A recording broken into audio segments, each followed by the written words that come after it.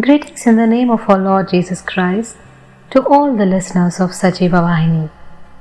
Our topic for today is a generous heart. Some recipes are just amazing, which are known by the savoring aroma while we are making them, like a typical authentic biryani. Our prayers can be a savoring aroma to our God when our hearts are involved and when we imitate our Creator who is a giver.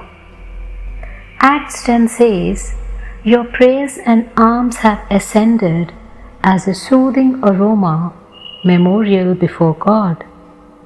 Here, Cornelius was a committed man of prayer and gave generously to the poor. Not only that, he made sure he did it as a family.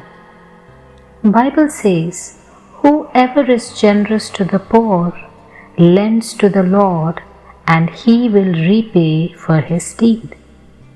Can you imagine what one can expect when a creator of the universe says, "I will repay you"? Blessed is the one who considers the poor. In the day of trouble, the Lord delivers him. Here in Acts 10, Cornelius had a supernatural encounter when he coupled his regular prayers with giving generously to the poor. God sent an angel to answer his prayer, and later Peter was sent to Cornelius' house, and the very need of the hour, salvation came to the entire household. Whoever oppresses a poor man insults his Maker, but he who is generous to the needy honors him.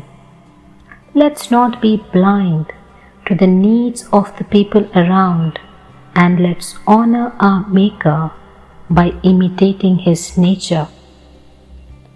God so loved the world that he gave his only begotten Son.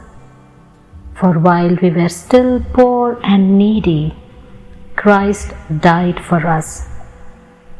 Let's not harden our hearts and shut our hand against the needs of the people around. God expects us to do good, to be rich in good works, to be generous and ready to share. Let's honor and glorify our God not only by words but through our actions, not withholding for any good works, especially in lifting the poor around us. Our God raises up the poor from the dust. He lifts the needy from the ash heap and makes them sit with princes and inherit a seat of honor. Please invite this God to dwell within your heart by repeating this after me. Lord Jesus, be the Lord of my life, because you bore my sins on the cross for me to have an everlasting life. Amen.